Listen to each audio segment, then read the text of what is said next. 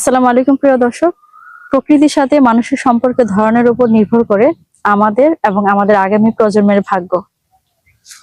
প্রকৃতির সাথে আমরা যেমন আচরণ করব, প্রকৃতি তার শতগুণে আমাদের ফিরিয়ে দিবে। ভালো হলে ভালো, আর মন্দ হলে তো কোনো কথাই নেই, কারণ প্রকৃতিরও তো একটি সহনশীলতার নির্দিষ্ট সীমা রয়েছে। আজকাল বিশ্বের কোথাও চলছে দাবানল, কোথাও তীব্র তাপপ্রবাহ, কোথাও বা আকস্মিক বন্যা, কোথাও বা দীর্ঘ খরা। আর আমাদের বাংলাদেশে ধরুন, বাংলাদেশের উপকূলীয় অঞ্চলে জলোচ্ছ্বাস, লবণাক্ততার বিস্তার, হাওর অঞ্চলে আকস্মিক বন্যা, উত্তরাঞ্চলে দীর্ঘ তাপপ্রবাহ, আর শহরাঞ্চলে দিন দিন যুক্ত হচ্ছে নানা রকম বিপর্যয়। আর এই সব কিছুরই সরাসরি প্রভাব পড়ছে একটি দেশের অর্থনীতি, স্বাস্থ্য, শিক্ষা এবং সামাজিক জীবনের উপরে। আর এই সব কিছুর জন্য দায়ী মূলত আমরা মানুষ।